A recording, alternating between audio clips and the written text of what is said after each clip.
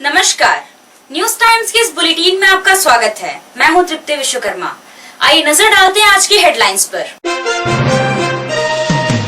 पश्चिमी सिंहभूम के नौमुंडी में स्कॉर्पियो से बरामद हुआ 130 किलो गांजा। पुलिस गश्ती टीम को देखकर गाड़ी छोड़कर भागे अपराधी।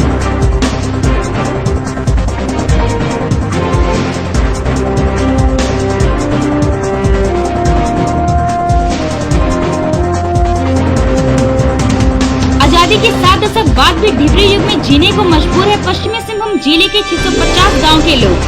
चाईबासा विधायक दीपक बिरुआ के पहल के बाद ग्रामीणों में जगी उम्मीद की किरण।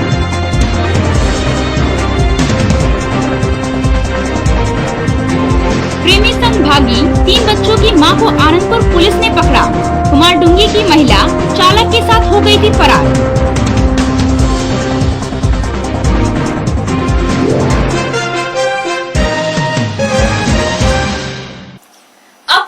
विस्तार से झारखंड एवं उड़ीसा सहित अन्य प्रदेशों में ड्रग सप्लायरों ने अपना साम्राज्य कायम कर रखा है, जिसका खुलासा आज नौमुंडी पुलिस द्वारा किया गया। रात्रि गश्ती के दौरान मैरून रंग के एक स्कॉर्पियो वाहन में 13 पैकेट में पैक करीब 1 क्विंटल 30 किलोग्राम उच्च कोटि का गांजा जब्त किया गया है। नौमुंडी के पुलिस निरीक्षक और थाना प्रभारी लक्ष्मण प्रसाद ने पत्रकारों को बताया कि पुलिस अवर निरीक्षक प्रेम प्रकाश प्रसाद, हवलदार कृष्णा सिंह एवं अन्य पुलिस कर्मियों के साथ शुक्रवार को नियमित रात्रि गश्ती पर निकले थे। भोर में करीब 4:30 बजे नौमुंडी बाजार के निकट गश्ती वाहन खड़ा था। इसी दौरान बड़ा जामदा की ओर से लाल रंग की एक स्कॉर्पियो गाड़ी जिसका नंबर JH05P 6644 काफी तेज गति से चाईबासा की ओर जा रही थी। वाहन की तेज गति को देखकर उसे रुकने का इशारा किए जाने के बावजूद वाहन चालक साइड से काफी तेज गति से चलाकर रेलवे गेट पार करने भागने लगा। तब पुलिस ने भी गश्ती वाहन से स्कॉर्पियो कार का पीछा करते हुए रेलवे गेट पहुंचे तो देखा कि रेलवे फाटक बंद है। कार वहां खड़ी थी, लेकिन स्कॉर्पियो में कोई व्यक्ति नहीं था। पहले आसपास चालक की खोज किए जाने के बाद शक के आधार पर गाड़ी का पिछला दरवाजा खोलकर देखा गया तो काफी संख्या में सील बंद प्लास्टिक में पैकेट में कुछ सामान रखा हुआ था। पैकेट को फाड़कर देखा तो गांजे की तरह नशीला पदार्थ भरा था। मामले की गंभीरता को देखते हुए इसकी सूचना तत्काल वरीय पदाधिकारियों को दी गई, जिसके निर्देश पर अंचलाधिकारी सुनील चंद्र की उपस्थिति में पैकेट को खोलकर देखा गया तो उन पैकेटों में गांजे की तरह नशीला पदार्थ निकला। इसके बाद दंडाधिकारी एवं अन्य अधिकारियों की उपस्थिति में माप तौल मशीन मंगाकर वजन कराए जाने पर प्रति पैकेट 10 किलोग्राम तथा कुल 130 किलोग्राम गांजा निकला। इस संबंध में नौमुंडी थाने में अज्ञात वाहन चालक एवं वाहन मालिक के खिलाफ मामला दर्ज कर आरोपियों की गिरफ्तारी का प्रयास तेज कर दिया गया है। दिनांक 4/9/20 की रात्रि गश्ती में कुमारी प्रेम प्रकाश प्रसाद थे। लगभग सुबह 4:30 बजे जामदा की तरफ से एक गाड़ी स्कॉर्पियो तो चाईबासा की तरफ जा रही थी। नौमुंडी बाजार के पास उसे रोकने का प्रयास किया गया तो काफी तेजी से आ रही थी, लेकिन वह गाड़ी रुकी नहीं। उसके पीछे गाड़ी घुमा करके दौड़ी, लेकिन यहाँ पर फाटक बंद थी, जिसे उसमें जो भी व्यक्ति थे वो गाड़ी छोड़ करके वहां से भाग गए। उनके पश्चात गाड़ी को पीछे जब चेक किया गया उसमें 13 पैकेट गांजा था, जिसे दंडाधिकारी के समक्ष बुलाया गया और दंडाधिकारी के समक्ष उसे विधिवत जब्त किया गया। ये एक बड़े रैकेट का उद्भेदन हुआ है। इस तरह से जो इस रास्ते से गांजा तस्कर लोग लेकर के जा रहे थे, ये पुलिस के लिए बहुत बड़ी उपलब्धि है और हम लोग अब विशेष निगरानी इस रोड पर रखेंगे। प्रेमी संग भागी 3 बच्चों की मां को आनंदपुर पुलिस ने शनिवार को हिरासत में ले लिया। मामला कुमारडुंगी प्रखंड का है। मंगलवार को विवाहित महिला अपने प्रेमी के साथ भाग गई थी। महिला के गायब होने से परिजन काफी परेशान थे। महिला की खोजबीन जारी थी। इसी क्रम में प्रेमी युगल को आनंदपुर में अपने किसी परिजन के घर में छिपे होने की खबर मिली। सूचना के आधार पर आनंदपुर पुलिस ने दोनों से पूछताछ किया। विवाहित महिला ने बताया कि उसका पति शराब के नशे में उसके साथ मारपीट करता था, जिससे तंग आकर वह अपने प्रेमी के साथ मंगलवार को भाग गई। दोनों एक दूसरे से बहुत प्यार करते हैं और अपनी मर्जी से भागे हैं। बताया जा रहा है कि प्रेमी पहले महिला के घर में ड्राइवर का काम करता था। पश्चिमी सिंहभूम जिले के सोनवा थाना पुलिस ने नक्सली संगठन भाकपा माओवादी के सदस्य 20 वर्षीय राजेंद्र अंगरिया को गिरफ्तार किया है। माओवादी सदस्य राजेंद्र गोइलकेरा थाना क्षेत्र के बाईहातू गांव का रहने वाला है। इसके खिलाफ सोनवा थाना में 28 जुलाई 2020 को कांड संख्या 35/2020 के तहत भादवी की धारा 353, 120 बी आर्म्स एक्ट सहित अन्य धाराओं में मामला दर्ज किया गया था। पुलिस को गुप्त सूचना मिली कि भाकपा माओवादी सदस्य राजेंद्र सोनवा थाना क्षेत्र में घूम रहा है, जिसके बाद पुलिस ने कार्रवाई करते हुए उसे गिरफ्तार कर लिया। पश्चिमी सिंहभूम जिले के 650 गांव के लोग आज भी ढिबरी युग में जीने को विवश हैं। जिले में 1182 गांव हैं, जिसमें 650 गांव में अंधेरा कायम है।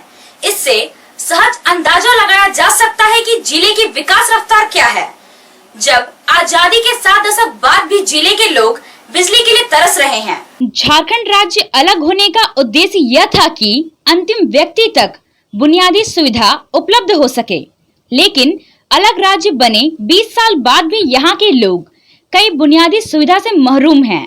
सरकार और जिला प्रशासन की नींद खुलती है तो गांव के लोगों की सूद लेने उनके दरवाजे तक पहुंचते हैं, ग्रामीणों के दर्द को सुनते हैं। ग्रामीणों की स्थिति देखकर सरकार और जिला प्रशासन का दर्द भी छलक पड़ता है। उसके बाद ग्रामीणों का जीवन स्तर उठाने के लिए उन तक बुनियादी सुविधा उपलब्ध कराने के लिए योजनाएं तैयार की जाती है और वह योजना फाइलों में ही दबकर रह जाती है। यदि ऐसा नहीं होता तो आजादी के 7 दशक बाद भी गांव के लोग ढिबरी युग में जीने को विवश नहीं होते। झारखंड राज्य के पश्चिमी सिंहभूम जिले के 650 गांवों तक बिजली नहीं पहुंचना सरकार के ऊपर सवालिया निशान जरूर खड़ा करता है। वर्तमान परिवेश में किसी भी राज्य की तरक्की के लिए बिजली का होना नितांत आवश्यक है। डिजिटल युग में बिजली के बिना गांव के विकास की परिकल्पना भी नहीं की जा सकती है, लेकिन किसी भी सरकार ने गांव-गांव तक बिजली सुविधा उपलब्ध कराने की दिशा में कोई पहल नहीं की। भाजपा की रघुवर सरकार ने कहा था कि यह सरकार सभी गांवों में बिजली सुविधा उपलब्ध कराएगी, 24 घंटे बिजली आपूर्ति की जाएगी, लेकिन यह घोषणा तक ही रह गया। स्थिति यह है कि गांव-गांव तक बिजली पहुंचाने के लिए जिले में 4 एजेंसी काम कर रही है, लेकिन यह एजेंसी कछुआ की गति से गांव-गांव तक बिजली पहुंचाने में लगी है। यदि इसी तरह से एजेंसी कार्य करती रहेगी तो आजादी के 10 दशक बाद भी गांव तक बिजली नहीं पहुंच पाएगी। केंद्र सरकार भी गांव-गांव तक बिजली पहुंचाने का वादा कर रही है, लेकिन वादा तो वादा है, वादों का क्या। जिले में 18 प्रखंड है, 257 पंचायत और 3 अनुमंडल है। जिले की आबादी 15 लाख से अधिक है।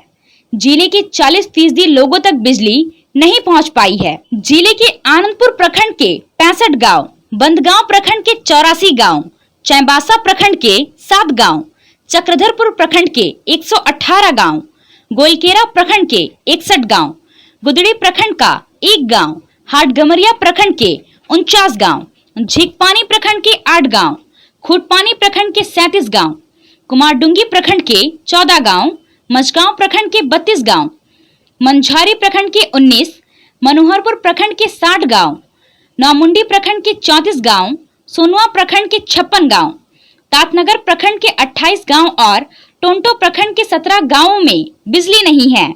इस मामले में जब न्यूज टाइम्स की टीम बिजली विभाग के अभियंता से प्रतिक्रिया लेने विभाग के कार्यालय पहुंची तो वहां कोई भी अभियंता मौजूद नहीं थे। कोई यह भी बताने के लिए तैयार नहीं था कि विभागीय अभियंता कहाँ हैं। सिर्फ इतना ही जवाब मिला कि अभियंता आज कार्यालय नहीं आए हैं। जिले के 650 गांवों में बिजली नहीं रहने पर चैबासा के विधायक ने इसे गंभीरता से लिया है। स्थिति के बारे में बिजली वितरण निगम लिमिटेड के प्रधान सचिव से वार्ता भी की गई है। स्थिति के बारे में अधीक्षण अभियंता से अवगत हुए हैं। जिले के प्रत्येक गांव तक बिजली पहुंचाने के लिए 150 करोड़ की मांग की गई है। विधायक का यह प्रयास कितना सार्थक होगा, यह तो समय के गर्त में है। उनके इस प्रयास को ग्रामीण आशा भरी निगाहों से देख रहे हैं। इस मामले में चाईबासा विधायक दीपक बिरुआ का क्या कहना है, आइए आप भी सुनिए। बिजली की स्थिति है वो सही मायने में हमने समीक्षा किया था पिछले दिनों अधीक्षण अभियंता के यहाँ, तो उसमें ये मामला स्पष्ट हुआ था कि भाई सभी अभी तक दूसरे जिलों की अपेक्षा कम यहाँ पर काम हुआ है, जिसमें 650 गांव लगभग बाकी है जिनका विद्युतीकरण करना, और इसमें कम से कम 150 करोड़ स्पेशल पैकेज चाहिए होगा पूरे पश्चिमी सिंहभूम में सभी सुदूरवर्ती क्षेत्रों में, मतलब विद्युत निर्बाध जो है ना आपूर्ति करने के लिए। ये मामला आने के बाद हम लोग परसों हमारे पश्चिमी सिंहभूम जिला के सभी माननीय विधायक मुख्यमंत्री के यहाँ गए और उस संबंध में मैंने प्रस्ताव लाया कि इस तरह की स्थिति है तो इसको अविलंब कार्रवाई करके इसको सुधार किया जाए। तब उन्होंने प्रधान सचिव को बुला करके और चीफ सेक्रेटरी को बुला के मामले पर संज्ञान लेने के लिए और इस संबंध में रिपोर्ट मांगने के लिए कहा। देखिए, पश्चिमी सिंहभूम का तो है ही मामला, लेकिन 8 में से पहले 2005 में भी ग्रामीण विद्युतीकरण को लेकर के बहुत बड़े बड़े मामले आए हैं, जिसपे केस भी चल रहा है मामले, और उसके बाद फिर से सुधारने का प्रयास हुआ है। फिर इधर भी पिछले सरकार ने इतना तक घोषणा किया था कि 24 घंटा बिजली आपूर्ति की जाएगी, यदि बिजली नहीं मिलेगी लोगों को तो वोट भी नहीं करें, इस तरह की भी स्थितियाँ आई थी पिछले सरकार के द्वारा। लेकिन उसके बावजूद भी पश्चिमी सिंहभूम जिला में 650 गांव अभी तक विद्युतीकरण से दूर हैं। ये एक अपने आप में बहुत गंभीर समस्या है।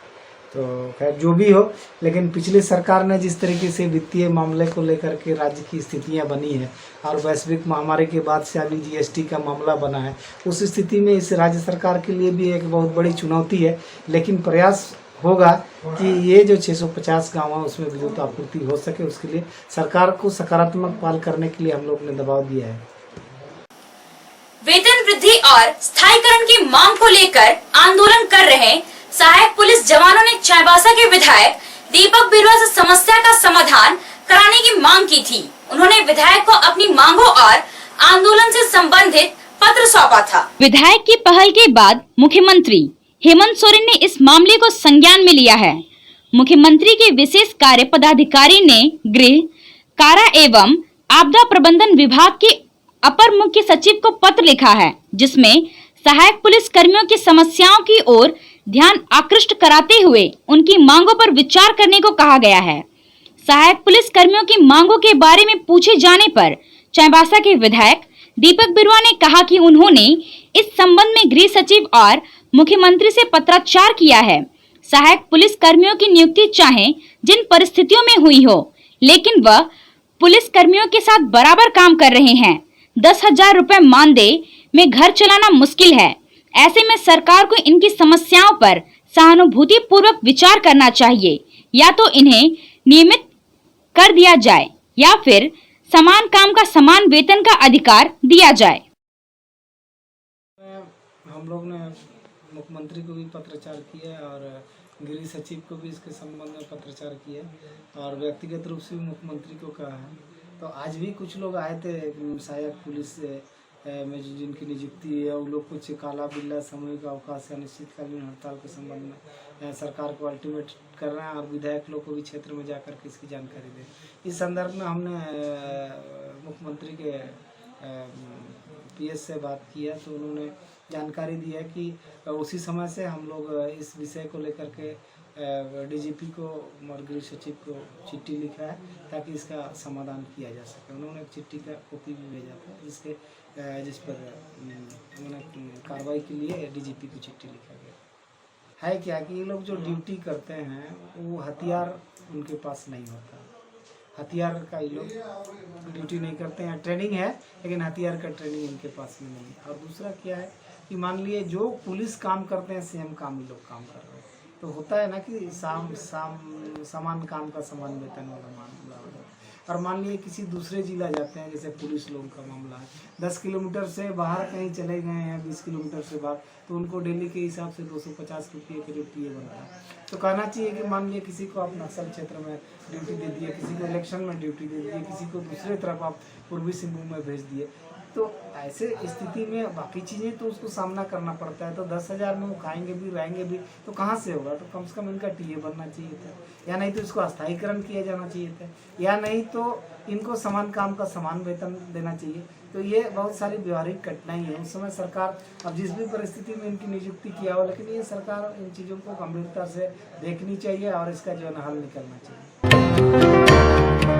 कोविड-19 से सुरक्षित रहना है और दूसरों को भी सुरक्षित रखना है तो एक बार आप सदर बाजार स्थित राधिका में आइए। यहाँ आपको कोविड-19 से सुरक्षा प्रदान करने के लिए सभी सामग्री मिलेगी। कोरोना से बचाव के लिए आपको तरह तरह के मास्क और सैनिटाइजर मिलेंगे। इसके अलावा संक्रमण से बचाव के कई सामान राधिका में उपलब्ध हैं। यहाँ आपको PPE kit, hand gloves, foot operated hand sanitiser machine के अलावा Spiderman, Doraemon, Chhota Bheem, Mickey Mouse आदि डिजाइन का मास्क, फेस शील्ड भी मिलेगा। Spray machine, nano spray, pen, electronic sanitiser machine के अलावा एक ऐसा टैबलेट मिलेगा जो घर के कमरे और आपके ऑफिस को पानी में डालकर रखने से सैनिटाइज कर देगा। राधिका में सैनिटाइजिंग का हर सामान आपको उचित कीमत पर मिलेगा। खुदरा और होलसेल खरीदारी के लिए आज ही पधारे राधिका में।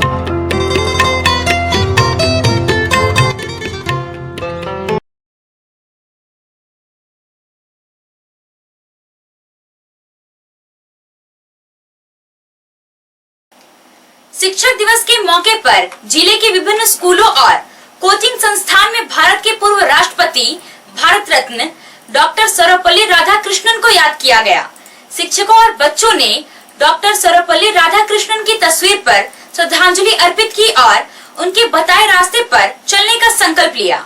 उनका जन्म 5 सितंबर 1888 को और मृत्यु 17 अप्रैल 1975 को हुई थी। 1952 से 1962 तक वह भारत के उपराष्ट्रपति रहे और 1962 से 1967 तक राष्ट्रपति रहे।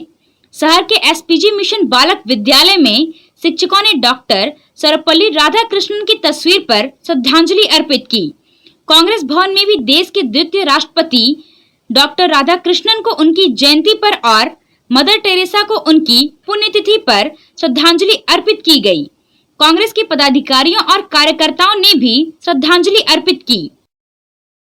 पश्चिमी सिंहभूम जिले में शनिवार की शाम 8 बजे तक 153 व्यक्ति कोरोना संक्रमित पाए गए हैं। देर रात तक यह आंकड़ा और बढ़ने की संभावना है। पश्चिमी सिंहभूम जिले में कुल संक्रमित व्यक्तियों की संख्या 1851 पार कर गई है। कोरोना के कारण 12 व्यक्ति अपनी जान गंवा चुके हैं। अब तक 1248 व्यक्ति कोरोना को मात देकर स्वस्थ हो चुके हैं। पश्चिमी सिंहभूम जिले में एक्टिव केस की संख्या 591 है। चाईबासा शहर के छोटा निमडी मोहल्ले में शनिवार को 40 व्यक्ति कोरोना संक्रमित पाए गए हैं। आज संक्रमित पाए जाने वालों में शहर के 2 पत्रकार भी शामिल हैं। आइए अंत में एक बार फिर नजर डालते हैं आज की हेडलाइंस पर। पश्चिमी सिंहभूम के नौमुंडी में स्कॉर्पियो से बरामद हुआ 130 किलो गांजा। पुलिस गश्ती टीम को देखकर गाड़ी छोड़कर भागे अपराधी।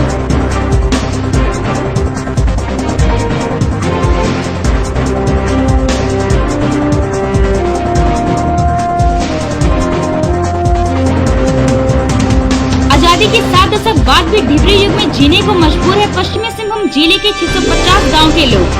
चाईबासा विधायक दीपक बिरुआ के पहल के बाद ग्रामीणों में जगी उम्मीद की किरण।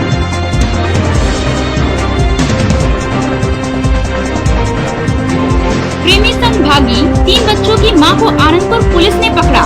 कुमारडुंगी की महिला चालक के साथ हो गई थी फरार।